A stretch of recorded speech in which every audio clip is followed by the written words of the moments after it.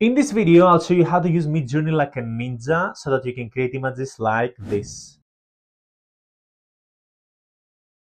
This video is taken from a full MidJourney course on how to master MidJourney that I have in my school community. First link in the description below. And you can get free access to the documents that you see me using in this video by clicking the free AI resources link in the description below. And last thing, before we dive into the video, hit the subscribe to this channel.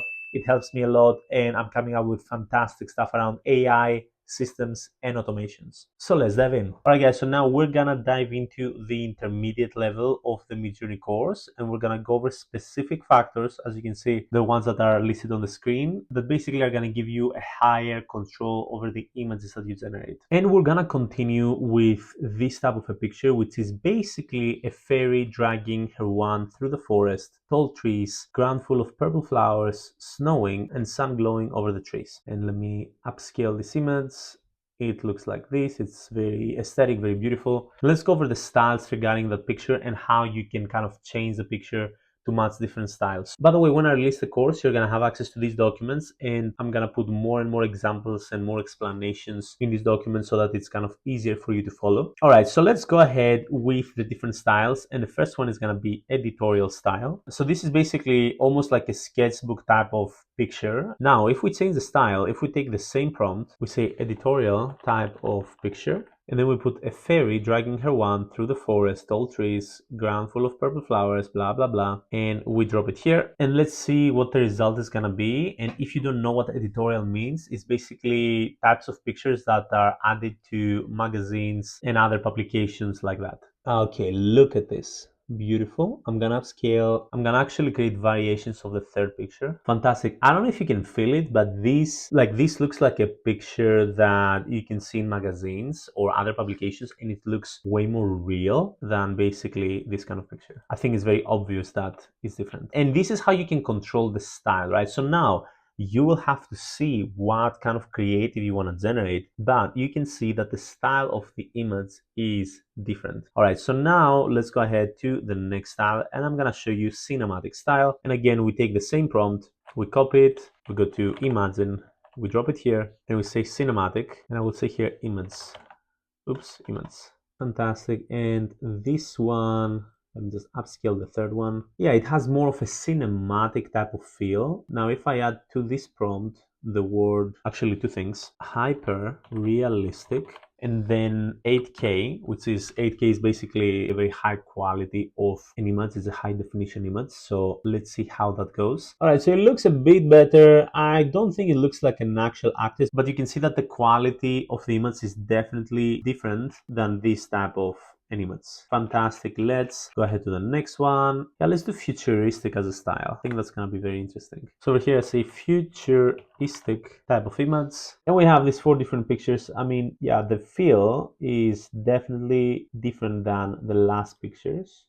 It has a futuristic type of vibe. I don't know if you can feel it. The differences here are subtle, but this is only one factor that we're gonna go over. Anyway, so now we went over styles. Now the next category is gonna be composition. And basically what composition means is how the shot, how the image was captured with the camera in this case, okay? So is it like a wide shot? Is it a full body shot? Is it a close-up shot? Is it an aerial shot? Is it extreme close-up? By adding this factor in your prompt, you can basically control how the image is created. So now let's go ahead and ask for a close-up shot, and we go imagine, and then I paste it over here, close-up shot, and then I take the rest of the prompt and we hit enter. Here we go. So wow, this is beautiful. Let me upscale the first picture. Look at this. This is just beautiful. So again, these pictures were a bit like further away. The fairy was a bit further away, and the last creative that we have here, the fairy kind of like came closer.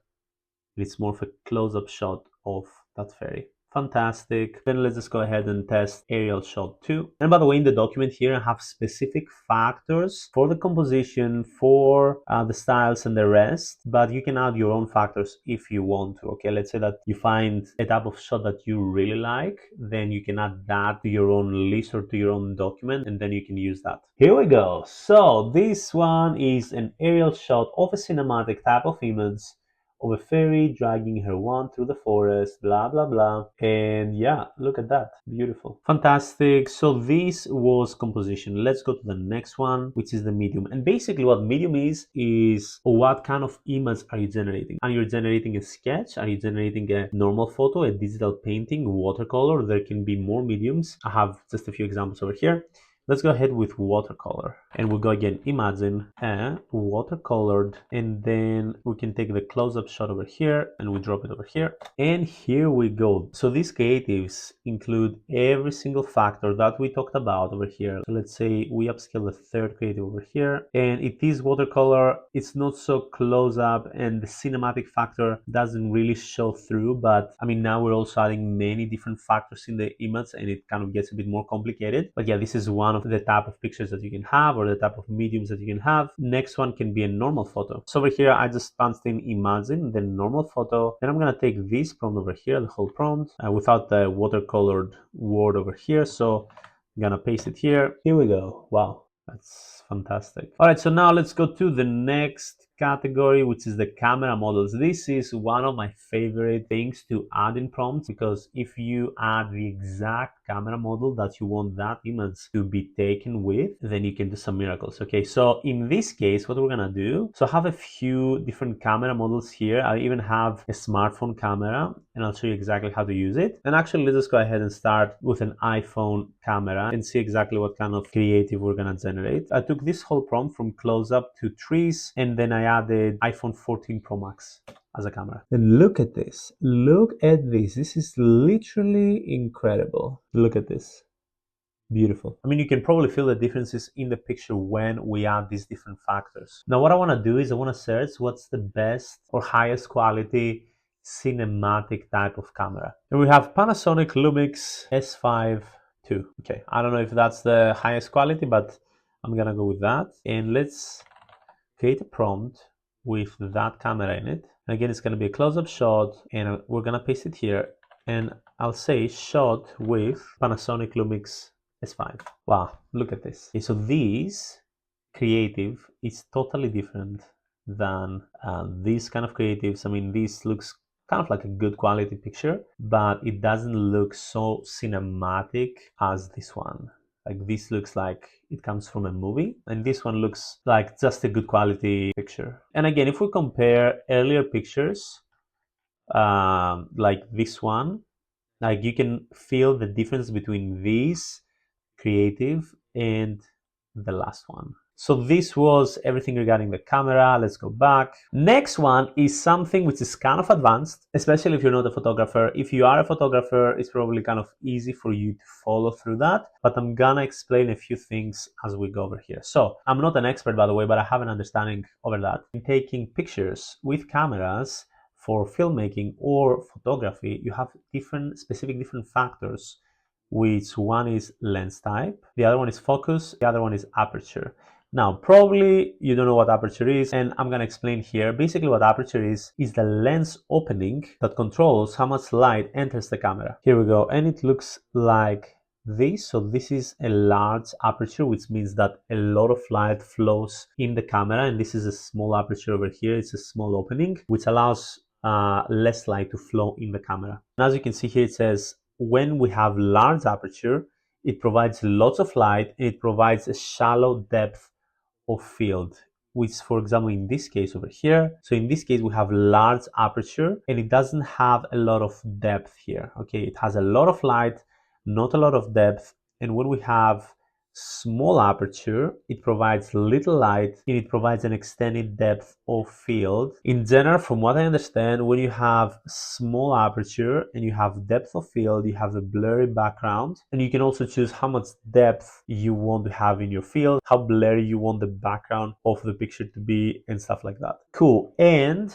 aperture is measured in a metric called f-stop, and for whatever reason, a large aperture has to do with small f-stop, which equals to more light. A small aperture has to do with large f-stop, and this has to do with less light. Hopefully it's not very confusing, but I have specific examples here. So if you want like a wide aperture, which means lots of light, blurry background, you can choose a small f-stop over here. If you want less light, everything in focus, you can choose kind of like a bigger aperture over here, or a bigger number of aperture of f-stop actually. You have different options listed here. Fantastic. Cool. So that was regarding aperture. Now on lens type, I have 5 different examples of lenses here, and I have a very simplified type of description of what each lens does. So in this case, for example, if you want an image with fixed zoom level, sharp images, you would add prime lens in your prompt. If you want close-up shots, high detail, you would add this type of lens, etc. Over here, add the lens types. Now let's go to focus. You can add manual focus, you can add autofocus, where you adjust focus, then camera adjust focus, focus locks on still subjects, and stuff like that. Okay, so this is regarding focus. So now we went over lens type, focus, and aperture, and let's add these 3 different factors in an image, and let's see how it does, because this is where you can really control images over here. Again, I will copy this whole prompt, I will drop it here, and then for the lens types, I'll choose macro lens, which is for close-up shots in high detail. So I take that one, and then I add it here, and then I'll use continuous autofocus, focuses on moving subjects. In this case, I imagine that this is gonna be our moving subject over here. For aperture, I want lots of light, blurry background. So what I'm gonna do is basically I need to use F and then a low number after the slash. I'll take this one, and let's say I choose 2. Here we go. Fantastic. So again, over here we have kind of like a blurry background here, plus here it auto focuses on the moving subject. Like if you can perceive the image over here, like very, very close up, it's blurry, kind of far away, it's blurry too, but it focuses on the subject, which is a fairy in this case. Fantastic. So this is regarding lens type, focus, and aperture. Let's go back to other categories over here. Now, next one is going to be lighting types. All right, so next one we have lighting types. And over here I have 5 different categories listed. The first is natural lighting, then it's studio lighting, dramatic lighting, golden hour lighting, and night light. Okay, now again, you can use your own type of lighting types if you have more lighting types, but this is like a good start. And we're gonna go with dramatic lighting in this case. So we go back to MidJourney and I say imagine. I want to change up the prompt a bit just so that we don't have all the time the same image. All right, so what I'm gonna do is I'm gonna keep close-up shot of a cinematic type of image the same, and then I'll say a night elf fully equipped for war, going through the forest, looking at the camera, his pet dragon next to him, tall trees, ground full of purple flowers, snowing. I'll take out snowing. I'll say sunset, glowing over the trees, shot with a Panasonic Lumix, and then I'll say dramatic lighting. Look at this. Beautiful. So looking at this image, there is the sun glowing over there at the background, but there is some sort of dramatic lighting happening over here. So again, guys, this is like how you exert control over your creations and over the images that you generate. This is just incredible.